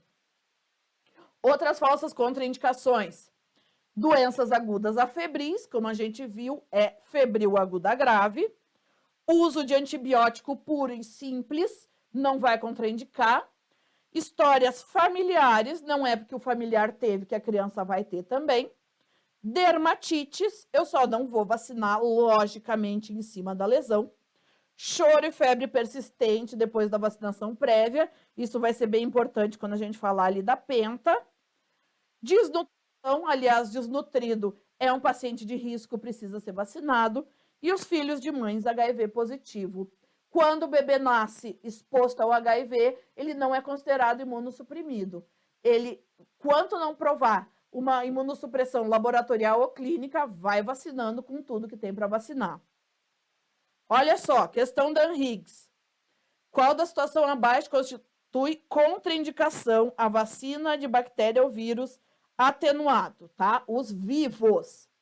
Desnutrição, falsa contraindicação. Pode e deve vacinar desnutrido. Doença neurológica com sequela, pode e deve vacinar. Paciente neurológico aí é mais exposto, é mais fácil de fazer doença. Impetigo, pode vacinar, só não vai vacinar, obviamente, em cima da lesão. Uso de 2 mg quilo dia de prednisona durante os últimos 15 dias. Dose alta pelo tempo prolongado. Aqui é uma dose imunossupressora, não pode usar vacina viva. E antecedente familiar, o fato de ter na família não significa que a criança vai ter, pode vacinar. Tranquilo? Vamos lá. Agora eu vou trazer essa questão aqui para a gente falar de eventos adversos pós-vacinação. A gente sabe que vacina, grande maioria delas, principalmente criança, faz evento adverso. Mas a grande maioria aí é brando. É o quê? É uma febre, é uma dor no corpo, um mal-estar, uma dor no local da vacinação, tá? São aí eventos bobinhos. E aí eu tenho o SAV, né? Que é o evento relacionado à vacinação. Pode ser grave, vou marcar aqui de marcar texto. Quando que é grave? Quando o meu paciente hospitaliza, tem risco de morte, tem uma disfunção significativa ou uma incapacidade permanente, ou é a gestante que gerou uma anomalia congênita, ou ainda levou meu paciente a óbito. Nesse caso, precisa notificar em até 24 horas para vigilância epidemiológica. Agora, eu tenho também um evento adverso não grave ou um erro de imunização. O que seria aí um não grave? Exatamente isso que eu falei. A febre, a dor, o mal-estar ou um erro de imunização. Por exemplo, fiz aí uma vacina e essa vacina fez um abscesso. Isso pode ser o lote contaminado, pode ser a agulha contaminada, pode ser uma falta de higiene. Então, é considerado aí como erro de imunização. Notifica para o ESUS e não para a vigilância epidemiológica. Não precisa investigar, a não ser que esteja ocorrendo em surtos. Legal? Vou apagar aqui para a gente olhar a questão. Olha só. Sobre eventos pós-vacinação, assinale as alternativas abaixo. É qualquer ocorrência médica indesejada após a vacinação e que não necessariamente possui uma relação causal com o uso de uma vacina ou outro imunobiológico. Perfeito! Olha só, presta atenção aqui. Fiz a vacina. Um dia depois da vacina, comecei com uma PTI, tá? Fiz uma plaquetopenia. Tem a ver com a vacina? Não sei. Pode ter a ver com a vacina ou pode não ter a ver com a vacina, mas eu tomei a vacina um dia antes. Então, é considerado um evento relacionado à vacina. Isso é bem comum, né? Bem comum não, é uma condição rara, mas pode acontecer depois da vacina da hepatite B, por exemplo. Até 1 mês, 2 meses depois, o meu paciente abre um quadro de plaquetopenia, de púrpura. Tem a ver com a vacina? Não sabemos se tem relação com a vacina, mas tem que ser notificado porque o meu paciente tomou a vacina antes, tá bom? Então, não necessariamente tem a ver com a vacina, mas para a vigilância tem a ver com a vacina. Então, eu preciso notificar, Legal? Então, essa daqui tá correta. Entre os eventos esperados, podemos ter eventos relativamente triviais. Febre, dor, edema, ou eventos mais graves, como convulsão febril, episódio hipotônico hiporresponsivo e anafilaxia. Perfeito. Mais comum são os triviais, mas pode ter alguns mais graves, nós já vamos ver da vacina pentavalente. E por fim, aqui, são eventos não esperados, aqueles decorrentes de problemas ligados à qualidade do produto. Então, eu espero problema ligado à qualidade do produto? É claro que não, eu espero que o meu produto esteja 100% de qualidade. Então, quando eu tenho um problema relacionado à qualidade, é um evento que eu não espero. Como, por exemplo, contaminação de lote, provocando abscesso local, teor indevido de endotoxina em certas vacinas, levando a reações febris e sintomatologia semelhante à sepse. Perfeito, essa daqui também está correta. Legal? Agora eu vou passar aqui nos calendários de vacinação. E eu botei aqui para dizer que você não pode ir para a prova sem saber eles de cor e salteado. De frente para trás, de trás para frente. E aí você vai ter que arranjar o seu meio de decorar. Minha dica pessoal, pega um rascunho, viu questão de imunização, desenha o calendário. Desenhando o calendário, chega uma hora que isso sai automaticamente, você nem pensa mais, tá?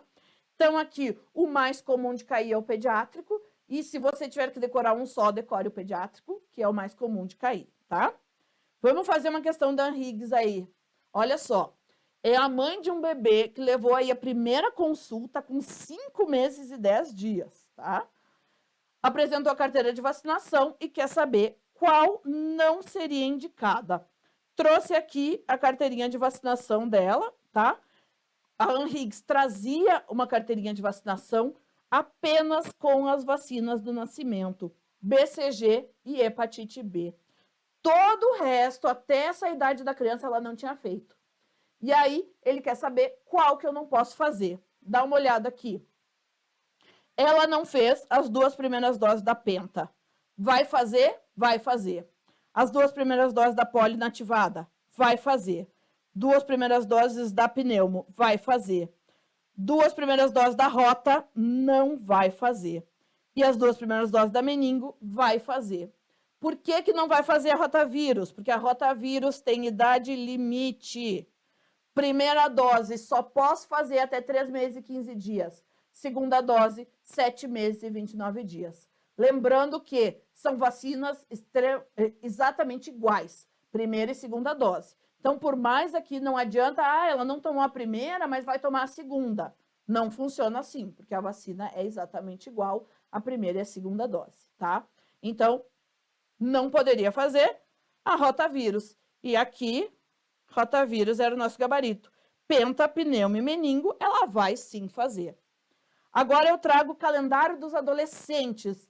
Não se desespere, esse é mais fácil. Vou dar dica para vocês. Calendário dos adolescentes. 2 vacinas próprias, que são vacinas do adolescente. Uma vacina, chame ela de grudenta, porque ela começou no calendário infantil e vai até o calendário dos idosos. E 3 vacinas que olham para trás. Então, são vacinas que são dadas apenas se o calendário pediátrico não está completo. Vem comigo, olha só. HPV e meningo ACWY são próprias dos adolescentes. HPV é dado para adolescentes de 9 a 14 anos, tá? 2 doses com 6 meses de intervalo. A meningo ACWY, 11 a 14 anos. Lembrando que 13 e 14 anos, o governo colocou tempo. É até junho de 2023, tá? Depois, não sabemos se vai continuar sendo dada. Agora, minha grudenta, dupla bacteriana adulto, difteria e tétano. Comecei a dar difteria e tétano no calendário pediátrico.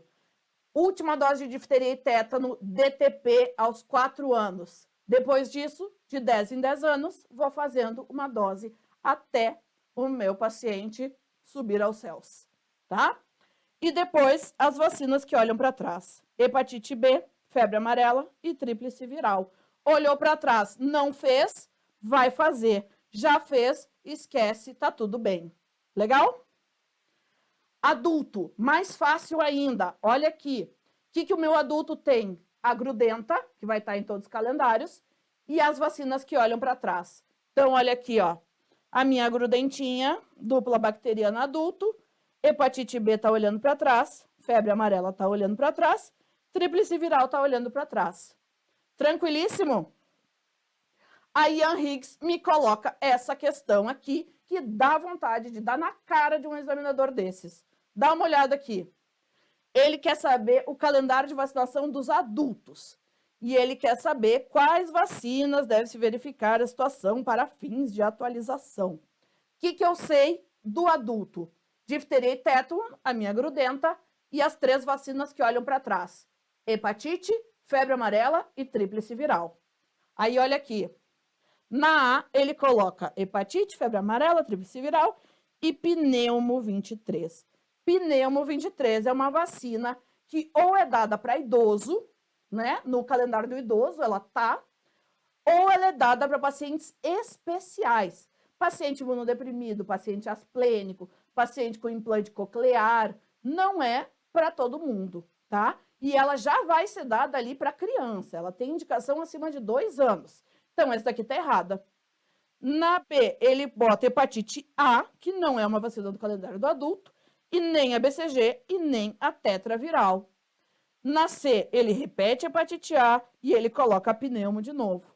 Na D, ele coloca a tetraviral e a BCG.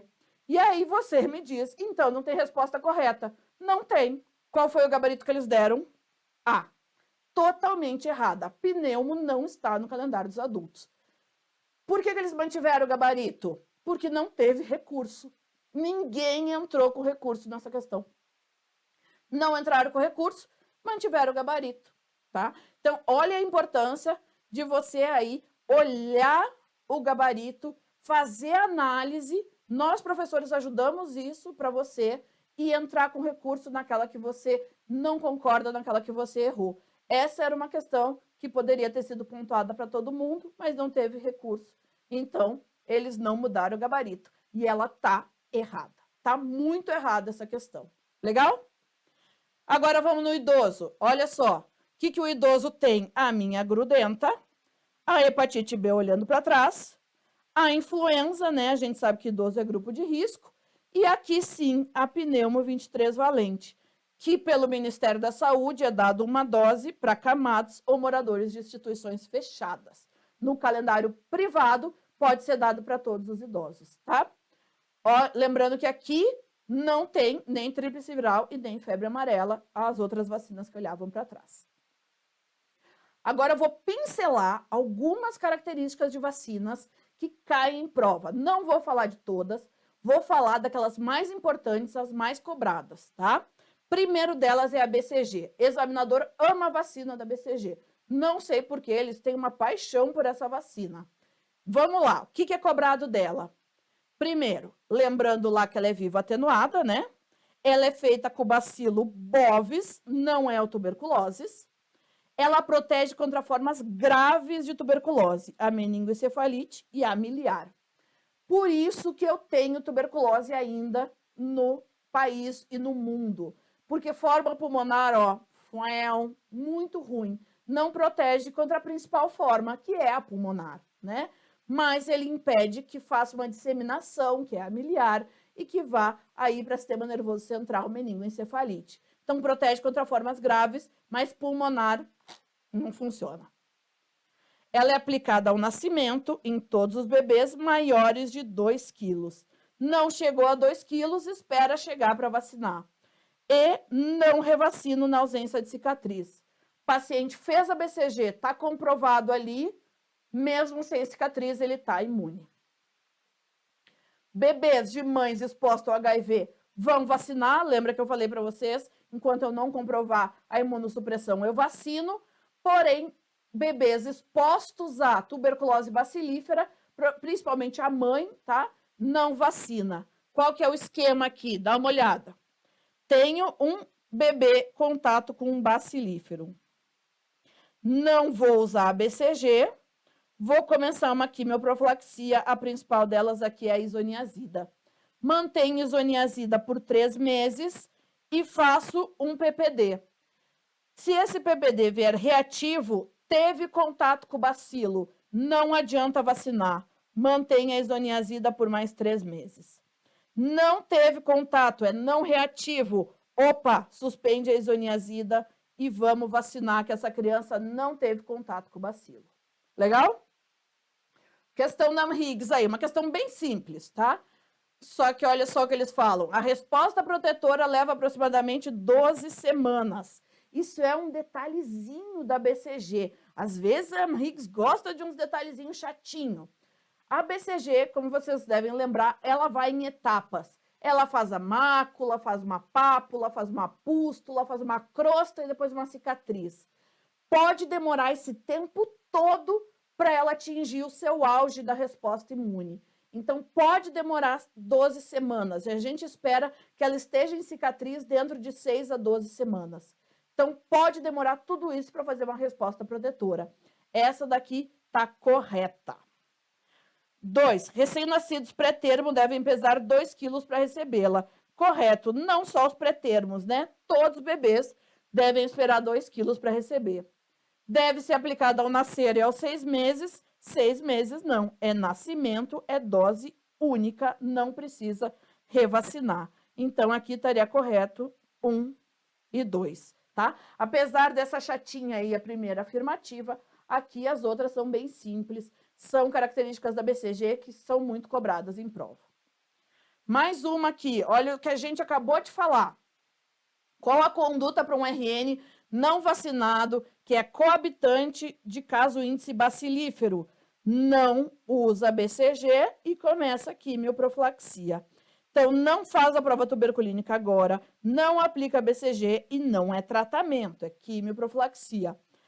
D.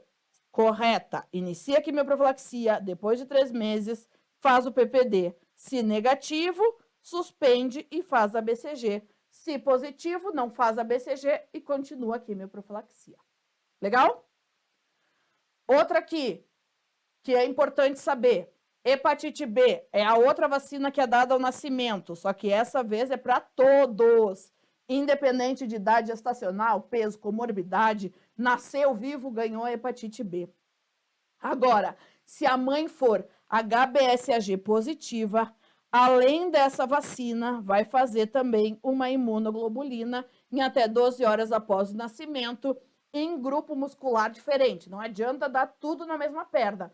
Dá uma numa perna, outra na outra perna. DTPW. Lembra lá atrás que eu estava falando da penta, porque essa daqui é a malvada das vacinas, é a vacina do mal. Dá uma olhada aqui. O PW é o componente do mal. Vamos fazer uma carinha feia aqui. Onde que está essa vacina? Dentro da penta, que é dada aos 2, 4, 6 meses, e isolada aos 15 meses e 4 anos. Qual é o problema do PW? É o W. W é whole cell, células inteiras. A célula inteira ali é altamente reatogênica. Muito boa para proteger, muito ruim de evento adverso. E tem 4 aqui que você precisa conhecer que caem em prova. Primeiro, febre ou choro persistente. Apesar de ser extremamente dramático, oriente bem os pais e não contraindique a vacinação com a DTPW. Vai lá, faz um carinhozinho aí nos pais, conversa bem com eles, porque isso é bem estressante, mas pode deixar tomar a próxima. Agora, episódio hipotônico hiporresponsivo, como o próprio nome já diz, a criança fica hipotônica e hiporresponsiva. Ou crise convulsiva, com ou sem febre. Aí o buraco é mais embaixo. Tira o PW, não vamos nos arriscar. Traz aí o irmão bonzinho dele. Qual que é o irmão bonzinho? O PA. O PA ADA-celular. Então vai no CRI e faz a DTPA. Último evento adverso aqui que você precisa conhecer. Encefalopatia. Muito grave. Muito perigosa. Encefalopatia, meu Deus do céu. Tira esse P daí. Não vale a pena fazer pertussis. Nem acelular e nem celular. Joga fora isso, vamos fazer apenas o DT. Legal? Prevenção de tétano acidental. Ministério da Saúde traz esse protocolo aí horroroso que eu odeio, tá? Eu acho confuso, eu não sei quem que fez isso aí, tava de mau humor, porque é muito feio isso daí.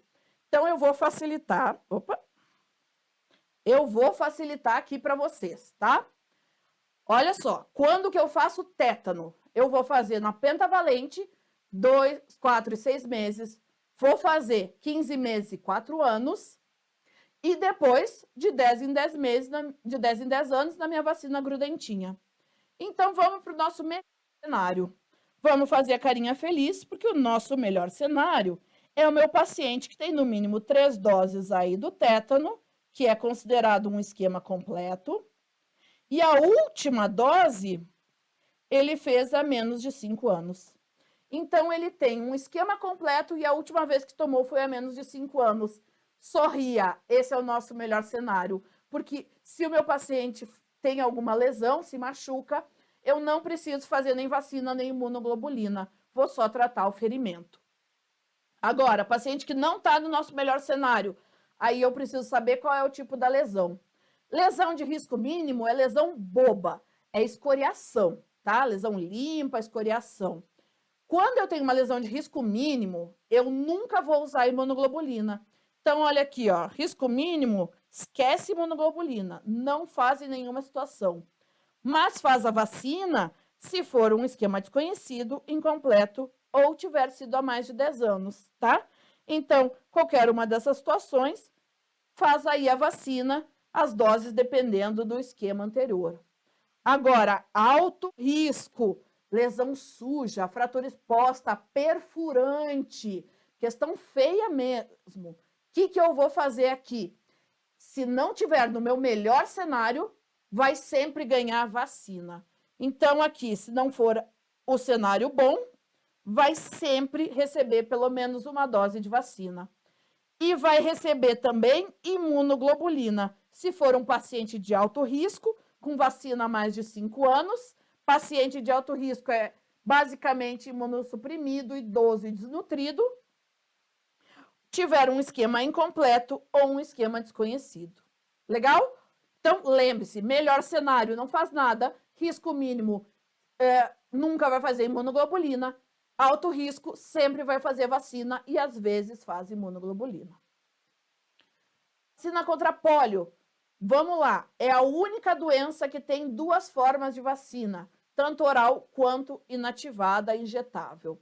A injetável, chamada de VIP ou Salk, ela é dada aos 2, 4 e 6 meses. É uma vacina inativada e a grande vantagem dela é que não tem circulação de vírus. Como ela é inativada, ela não tem o agente. Se ela não tem o agente, não circula vírus vacinal. Agora, a VOP, também chamada de Sabin, é a vacina do nosso amigo aqui do Zé Gotinha. Ela é dada aos 15 meses e 4 anos. É uma vacina viva atenuada. Se ela é viva atenuada, ela tem o agente. E esse agente é excretado pelas fezes.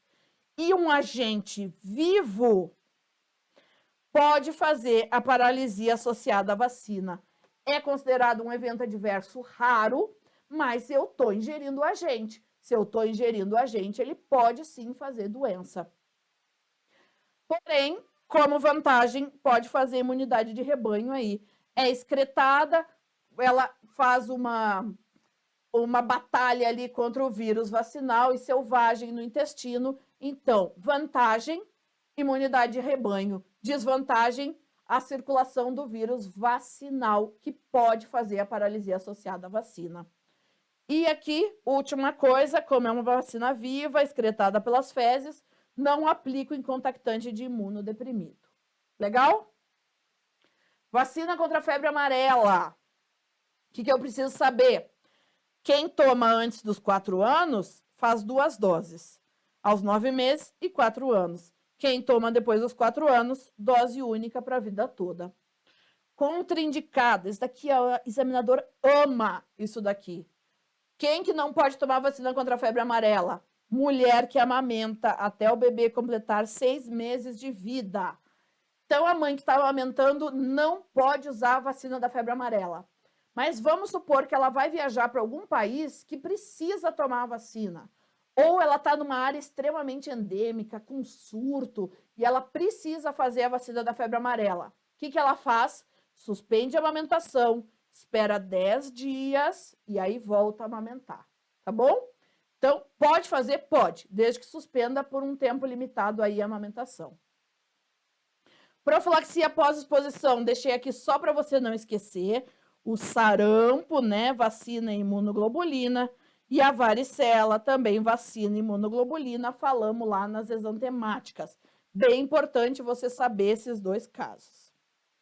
Vacina contra o HPV, lembre-se que ela é a vacina própria dos adolescentes. Então, adolescentes de 9 a 14 anos, ambos os sexos, imunocompetente, usam 2 doses, com 6 meses de intervalo entre elas. Se o meu paciente tiver entre 9 e 45 anos, ambos os sexos, e for portador de HIV, transplantado ou oncológico em uso de terapia imunossupressora, ao invés de 2, são 3 doses, intervalo 0, 2 e 6 meses.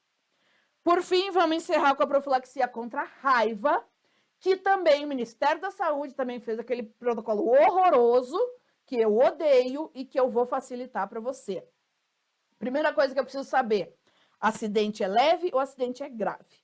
O que é o acidente leve? O acidente bobo, superficial e único. Porém, se esse acidente bobo for aqui, ó, em cabeça, mãos ou planta dos pés, automaticamente ele já se torna um acidente grave. O que mais é considerado grave? Ferimento múltiplo, profundo, lambedura de mucosa ou lambeu aí onde já tinha um ferimento. Esse daí, independente da parte do corpo, é considerado grave. E aí eu dependo basicamente de que bicho fez o ferimento e qual é a situação desse bicho. Vem aqui comigo, bora lá. O que eu tenho aqui? Vamos começar com os nossos pets. Quais são os pets? O cachorrinho e o gatinho. Vamos supor que eu tenho esse petzinho aqui e ele é o meu pet, é o pet da vizinha. Eu consigo ficar de olho nele. Então, vamos botar aqui, tô olhando aqui para o meu pet. Vou olhar para ele por 10 dias. Depois desses 10 dias, se ele estiver bonitinho, vivo, saudável, encerra o caso, não precisa fazer nada. Se por um acaso ele morrer, desaparecer ou adoecer, aí eu vou na unidade de saúde. Se o acidente tiver sido leve, eu uso só 4 doses da vacina. Se o meu acidente for grave, além de 4 doses da vacina, eu uso 1 dose do soro também. Continuando no pet, é o meu pet ainda, mas agora é um pet que eu não consigo olhar. É aquele pet de rua, mordeu aí o cachorro de rua e o cachorro foi embora. Ou é um pet que, olha, eu acho que ele pode estar doente. Ou é um pet aí que mordeu você e morreu, tá? É um pet que eu não vou conseguir observar. Nesse caso, vou agir de imediato. Como que eu ajo de imediato? Mesma coisa aqui, ó. Leve, 4 doses de vacina, grave, 4 doses de vacina e 1 de soro. Agora, é animal econômico. É o boizinho, é a vaquinha, o cavalinho, o porquinho, é aquele animal de produção. Nesse caso, não vou ficar lá no pasto olhando a vaca. Vou agir de imediato também. E agindo de imediato, mesma coisa ali, mesmo racional. Leve 4 doses de vacina, grave 4 doses de vacina, mais 1 de soro. Por fim, o morceguinho aqui, ou animais silvestres. Nesse caso, não tem discussão, não tem acidente leve, não tem grave. É sempre 4 doses de vacina e 1 de soro. Legal? Vamos finalizar com uma questão aqui, que tem alguns conceitos aí de vacina. Primeiro, odeio essa alternativa A. Olha só, a vacina contra a febre amarela deve ser evitada nos primeiros 6 meses de vida pelo risco de associação com encefalite. Ai, odeio essa alternativa. Isso é rodapé do rodapé do rodapé. Sim, a vacina contra a febre amarela fazia muita encefalite, até que passaram aí ela para os 9 meses, diminuiu o caso de encefalite, quase que zerou. Pode ser dada acima dos 6 meses? Pode, mas assim, em situações extremas de surto não é recomendado, tá? Mas realmente, isso é verdadeiro. Ai, professor, como é que eu vou saber disso? Não tem que saber disso mesmo. Isso é um detalhe do detalhe do detalhe. Não é coisa para residência de acesso direto. Então, vamos lá, vamos olhar as outras para a gente eliminar. Na B, ó, em crianças prematuras deve-se iniciar o esquema completo de vacinação, somente esta atingir 2 quilos. Ó, não gosto dessa alternativa também, porque o esquema completo incluiria a BCG. E a BCG a gente sabe que é só acima de 2 quilos, tá? Mas ele foi infeliz aí nessas palavras. O que, que ele quer dizer? Que eu só vou começar o calendário vacinal quando a criança fizer 2 quilos. Não, eu vou começar antes, só a BCG que eu espero 2 quilos, tá? Então, aqui, essa não está correta.